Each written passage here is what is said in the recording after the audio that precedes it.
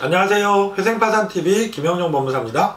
안녕하세요. 아나운서 전지우입니다. 개인회생은 최저생계비로 보장을 받고 네. 나머지 돈을 3년 동안 변제받는 거 네. 알고 있습니다. 네. 지난번 영상에서 저희가 법원에서 인정하는 최저생계비가 적어가지고 이 네. 변제금을 납부하는 게 쉽지 않다라고 말씀을 하셨었잖아요. 네, 제 견해입니다, 그거. 그렇다면 네. 이제 매해 이 최저 생계비가 얼마 정도로 정해져 있는지 올해 2022년도 네. 기준으로 말씀드리면 1인 가구가 117만원 정도 되시고요.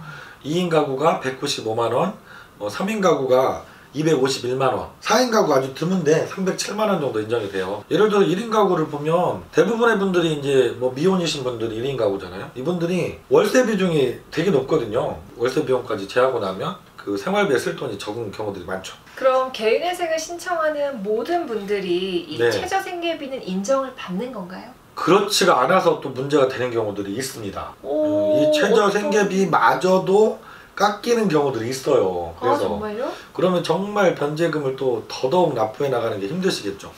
그래서 오늘은 그 부분을 좀 말씀을 드려보려고 하는데요. 네네. 크게 보면은 세 가지예요. 첫 번째는 개인회생의 또 다른 원칙이 하나 있잖아요. 청산가치 보장의 원칙. 재산이 있으면 그거보다는 많이 내세요. 이런 원칙이 정말 중요한데 재산이 많은 분들 계세요. 그런데 내가 소득은 작아요. 소득이 재산이 많은 만큼 일정 정도 높으신 분이면 3년 동안 기간을 연장해서 5년 동안 내가 내 소득으로 그 재산보다 많이 낼 수 있다.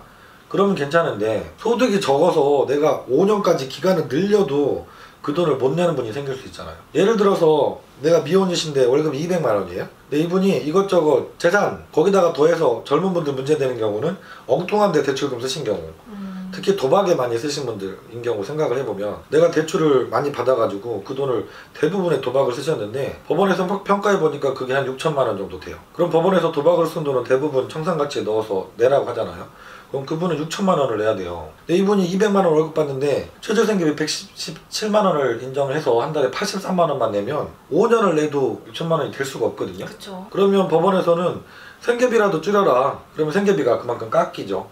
그러면은 받으시 5년 6천만 원을 맞출 수가 있는 상황이 되죠. 그래서 이렇게 청산가치가 높은 경우, 대부분 문제가 되는 경우는 재산이 원래 많아서보다 이 대출금 사용처가 잘못돼서 그게 청산가치에 반영이 되는 바람에 청산가치가 높아져서 이렇게 생계비도 보장을 못 받고 생계비마저 깎아야지 그 조건을 맞춰서 개인회생을 인가결정 받게 되는 경우들이 흔하게 생깁니다. 두 번째는 일반적인 경우보다 소득이 너무 작게 신청이 들어가야 되는 분들 계시거든요. 그러다 보니까 변제율도 너무 낮아요. 그럼 법원에서는 일정 정도 변제율을 좀 맞추고 싶어하는 경향들이 있거든요. 예를 들어서 광주지방법원이라든가 부산지방법원, 네. 이런 거 특히 그렇죠. 의정부지방법원도 좀 그렇고 이렇게 좀 변제율을 일정 부분 높게 잡고 싶어 하시는 법원들, 그 법원이 아니더라도 너무 낮은 변제율로 법원에서 결정해 주는 게 좀 쉽지는 않아요. 왜냐면 채권자의 이익도 고려를 해야 되는데 이런 경우에는 생계비를 줄여서라도 좀 더 내라,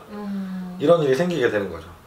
그래서 내가 소득이 너무 적어서 변제금이 너무 작게 내는 경우에, 그래서 변제율이 너무 낮은 경우에는 생계비도 좀 줄여가지고 조금 더 내겠습니다, 이렇게 해야만 되는 경우들이 생겨요.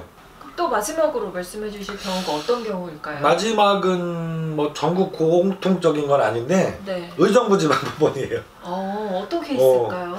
의정부지방법원은 기본적으로 생계비를 좀 깎고 들어가시는 경향이 아주 강합니다. 예, 그래서 이 기준 최저 생계비라는 개념이 정확하게는 기준 중위소득이라는 걸 매년 발표를 하는데 거기에 네. 60%를 인정하시는 거예요. 기준 중위소득은 말 그대로 대한민국의 중간 정도 되는 가구의 생활비죠. 거기서 60%, 100%가 중간 정도니까 한 60%면 최저 생계비는 되겠다 해서 정해놓으신 금액이거든요. 근데 의정부지방법원은 60%를 인정을 잘 안 하시려고 해요. 몇 프로 인정해 주세요? 심하면 50%, 좀 많아도 53%, 55% 이렇게 좀 깎습니다. 1인 가구 기준으로 보면 10만원, 15만원까지 깎아버려요. 그래서 100만원 밑으로 최저생계비를 깎아버리는 경우들이 흔하게 일어나고 있어요. 그래서 의정부지방법원에 신청하시는 분들은 대부분 글이나 인터넷 영상, 유튜브 영상에서 나오는 그런 최저생계비보다 더 깎일 수도 있다, 이렇게 알고 준비를 하셔야 돼요. 그래서 내가 이 정도면은 내가 생활을 3년 동안 해나갈 만하다라고 시작하셨다가 그 생계비마저 깎이니까 더 빠듯해지셔서 이게 내기 어렵다, 이렇게 되면 정말 곤란해지니까 미리 알고 들어가시면 좋을 것 같아요. 그리고 의정부 지방법원도 이게 다른 법원들은 다 그렇게 하고 계시고 있으니까 최저 생계비는 보장을 해주시면 좋지 않을까? 예, 부탁을 드리도록 하겠습니다. 오늘은 제가 늘 강조하는 부분인데 개인회생 최저 생계비 너무 작다. 그런데 이것도 깎이는 경우가 있는데 이 세 가지 경우를 말씀을 드려봤습니다. 해당이 되신다고 하면 미리 좀 각오를 좀 더 하고 개인회생을 시작하시는 게 좋을 것 같아요. 그래야지 개인회생 정말 중요한 거는 내가 결정을 받고 3년 동안 5년 동안 돈을 잘 내서 면책까지 받으시는 거잖아요. 그러려면 내가 가능한 금액이어야 되고 그걸 본인이 처음부터 알고 그리고 대비를 하셔야 되거든요. 그래서 말씀드린 내용 잘 본인에게 해당되신다고 하면 잘 준비를 하시고 시작하시면 좋을 것 같습니다. 오늘도 시청해 주셔서 감사합니다. 다음 시간에도 좋은 영상으로 다시 찾아뵙도록 하겠습니다. 고맙습니다.